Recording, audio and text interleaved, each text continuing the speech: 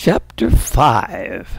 Sticking your neck out by sticking your glove out. Rookie paddled as fast as he could back to the houseboat, climbed aboard, and told Leo about the line of leaks developing in the dam. Leo asked, "From this side, Rookie, can you tell me where they are?" "They're to the right of the center, just past that thing," he said, pointing to a stone post with a metal ring attached. Leo said, "Let's motor on over." "Oops, but I just forgot. That would mean taking the houseboat across that protection line. Some guard is sure to come and hassle us, or maybe worse. I'll go underwater by scooter." He pulled on his goggles and snorkel and was soon underway. He felt a slight downward tug toward the sluice gate, but that wasn't strong enough to worry about. The water was clear as he surveyed the bank from about 2 meters away. Then he saw it. A line of smoke extended from near the lake's clear surface down to its murky depths. He drove the scooter closer, and then he saw it wasn't smoke. It was a cloud of debris particles jetting out from 2 stacks of holes about 50 centimeters apart laterally and a meter apart vertically. He edged the scooter closer to the holes, but then froze, stunned. Something had sped from the depths and just past his ear. "That could have knocked my brains out," he thought. Bewildered, he asked himself, "Is someone shooting an underwater cannon at me?" Carefully rising to the surface, he found a strange animal blown up like a balloon or a pufferfish. He slowly approached, watched it deflate, and then drop below the surface out of sight.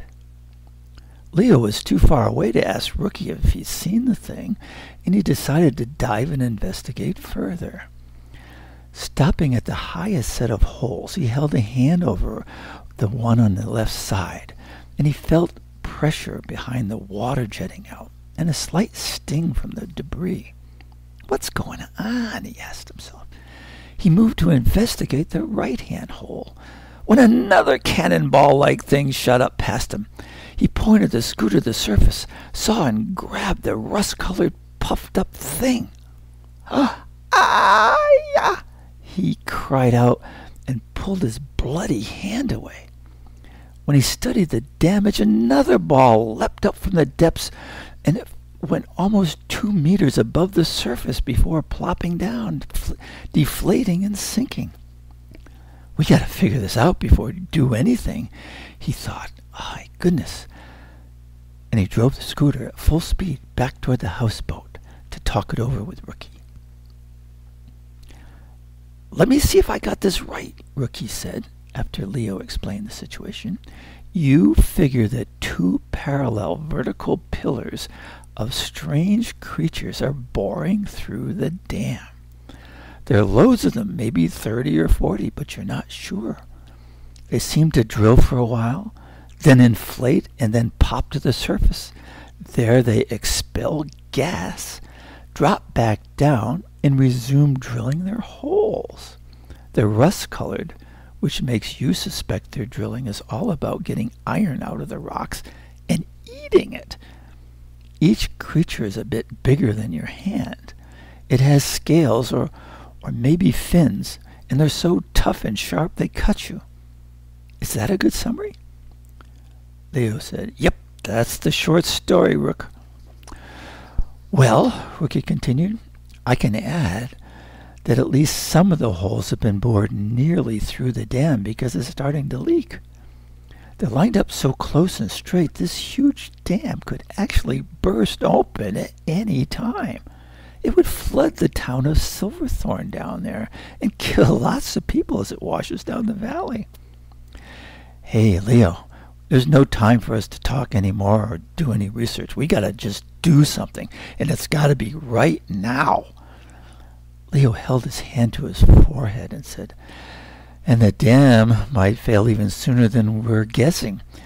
After the creatures drill in, eat, and then puff up, they back out. and their puffed bodies enlarged the holes far beyond the creature's normal size. If only a couple of those holes joined together, the lake's water pressure might connect them all, wash out the stuff in between, and start an unstoppable cascade. Arg! Geez, Rook, do you think I'm exaggerating? No, Rookie said. I think the possibility is real. Very real. Okay, Leo said. Here's an idea. Since they need to relieve the gas on some regular basis, maybe we could trap them when they pop to the surface. What do you think? Rookie replied, good idea, but we're looking at your chewed up hand, so grabbing them isn't an option. Hey, I got an idea. My baseball glove. I got it with me. What if I take the canoe, catch them when they pop out, and drop them into the boat? Sitting there in the dry, they couldn't do any harm then. Leo said, wow, super idea, Rook. Go for it. Rookie jumped back into the canoe with his glove and paddled away. As he passed over the safety rope, a distant siren started and continued until he was close to the dam. Then a loudspeaker blared, "Stop immediately! You are violating Colorado state law.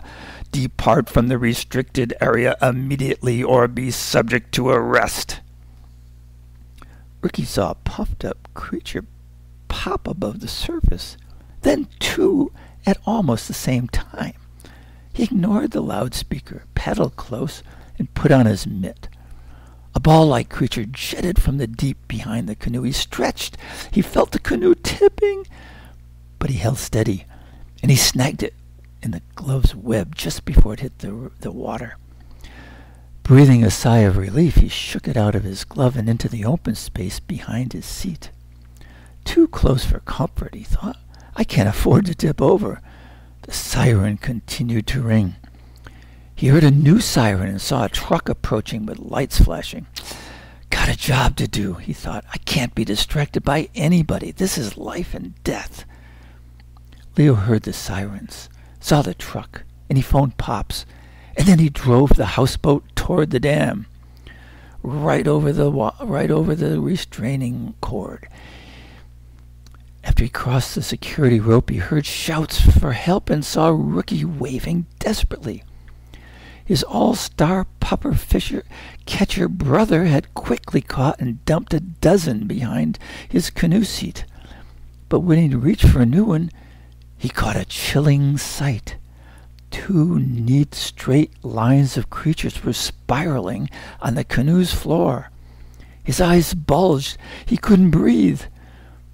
At the marina, the manager had told him that they only buy canoes with steel bottoms so their customers could drag them ashore on the lake's islands without doing damage. These creatures are drilling a hole in my canoe, Rookie thought. If I can't stop them, I'll sink. And that'll release the destructive creatures to resume boring through the dam all over again. Leo saw the situation. He knew what to do. He pulled the houseboat up close, tossed Rookie his fishing net, lay on the deck on his belly, and lowered Rocco's big wooden box. Rookie took it and stood it up in the canoe's bow. He reached around back, snagged one or two creatures at a time with his glove and net, and dumped them into the box. When the captured creatures were all safely stored in wood, Rookie shivered again at the two parallel lines grated into the canoe's steel floor. They connected a dozen very deep circles. That's what they're doing to the dam, he thought.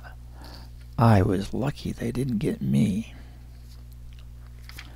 Rookie was shaken back into action when one creature popped up and dropped right into the canoe. He turned to put it in the wooden box when the blast of a handheld megaphone assaulted his ears from just a few meters away on the dam road. He looked, and he looked down the barrel of a pistol aimed directly at his face. "Bring that canoe right here. Immediately. That's an order." Leo knew he had to take over so Rookie could continue his work. He cut the houseboat's engine so the officer could hear his explanation, but he never got a word out. A second uniformed man raised a shotgun from his waist and growled, "Keep quiet. Pull that boat over here." "I can't do it," Leo shouted. "I can't either," Rookie yelled, straight at the pistol that was pointing at him. "The dam is compromised, right under you. If we don't stop the creatures destroying it, the dam will break." "Yeah, sure. Cut the BS and get over here, or we'll charge you with resisting arrest as well as trespassing and criminal endangerment. Move now." "Not gonna happen," Rookie yelled back. Just then another creature popped about 2 meters out of the water. He snagged it with his glove and flipped it toward the road. The officer let it go by and said, "Do that again and I'll put a hole in your canoe." "Look at it," Leo yelled. "It's boring through your dam." "Enough fairy tales, you two. Get over here now." Ricky turned his back to catch another pufferfish. As he tossed it into the box, 2 state police cars sped up with their lights flashing, and the officers started watching them.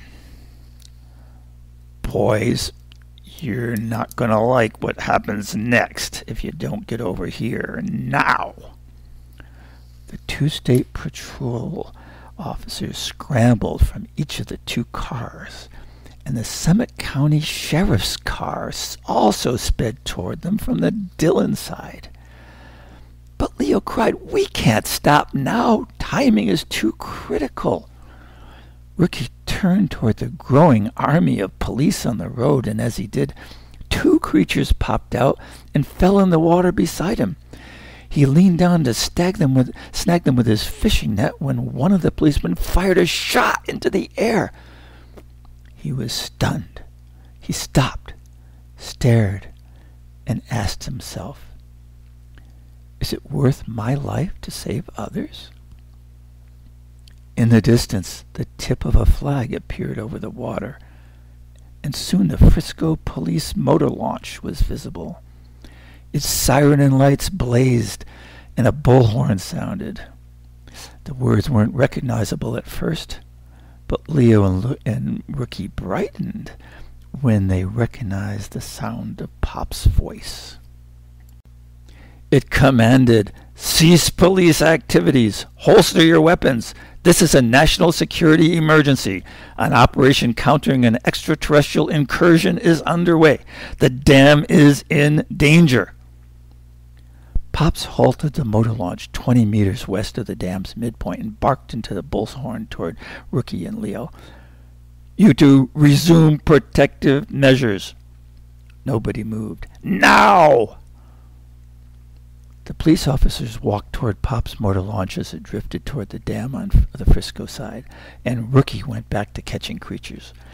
Leo saw the wooden box was almost filled, and he lowered the houseboat's wastebasket for Rookie to use next. There was a lull in pop-ups, and then none at all. Was it over? Leo called out, "I'm taking the scooter all the way down to check things out." He set the scooter on the edge of the deck, dropped it in, pulled it in behind him, and headed down. He was back on the surface, gasping in less than 3 minutes. "Ran out of breath. Couldn't make it the whole way. Hold on a sec." Leo secured the scooter to the side of the deck, climbed up, and then handed Rookie a fishing pole with 4 shiny steel lures on the end. "We can't take a chance that any are still down there. Lower this down, Rook. Do it very slowly. Pause where you think there might be a borehole entrance. If any are deep inside, the smell of all this pure iron and steel will draw them out. Set the hook if you feel a tug. Give this time. We gotta get 'em all." Well, that operation took a full half hour, but it paid off. No more popped to the surface, but Rookie eventually snagged 3 more and tossed them into the bin. Then the sounds of another powerful motor launch arrived from the Dillon Marina, and they soon saw Mom standing at the boat's bow. Have you got them all? She called out when the launch was about 10 meters out. We think so. Then move away. We're going to give the dam a security blanket. 2 men, each holding the end of a rope, jumped into the water. They clambered up the dam and onto the road and pulled on the ropes. Mom reversed the motor launch and stuck a thick rubber tarp rolled out. The men fastened the ropes to links on the stone posts on top of the dam. When she was back a full 70 meters, Mom idled the motor, walked to the tarp's spool, attached weights to the bar at its end, and tossed it into the water. The weights pulled the tarp down, and the water pushed it tight against the dam. After it was released, she pulled the craft closer. The 2 men swam to it, and she called out to the boys, "It's just a bandage till they fix it tomorrow. I'll meet you at the Frisco Marina in about an hour." Chapter 6. Wrap-up. Mom checked Leo and Rookie for dangerous extraterrestrial microbes with her portable scanner before the 4 sat down for dinner on the deck above the marina. Pop said, "Nice view out there," as water was being served to all of them. "Glad the lower Blue River Valley and the dam are still intact." Mom and the 2 tired guys nodded as he continued.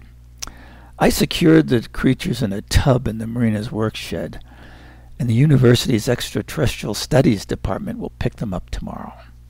The state police are mounting a door-to-door effort to find out where these strange creatures originated. Sure hope this turns out to be a one-off event with a simple explanation. Our lives would certainly become hectic if strange alien creatures start popping up all around the world. But for now," he said, raising his glass, "here's to you 2 boys for recognizing a threatening situation, acting quickly, and staying on it to a satisfactory conclusion. The Blue Marble Defenders salute you, and Colorado owes you one." Mom added with a big grin, "Yes, well done. Now tell me, how did you like being on the wrong side of the law out there on the lake? I bet that was uncomfortable." "Sure was," Leo said. "Do what's right or do what's lawful. What a conflict. I hope to not face that dilemma again, especially when time is super critical." Mom turned her head and said, "And what did you learn, Rookie?" Rookie shrugged, looked around, brought his baseball mitt up from his lap, pointed at the multitude of scrapes, scratches, and loose flaps of leather in the pocket, and said, "Well, I guess I learned that if your new mitt is too stiff, there are creatures out there that'll soften it up for you. Just make sure you can live through the experience." And that's the end.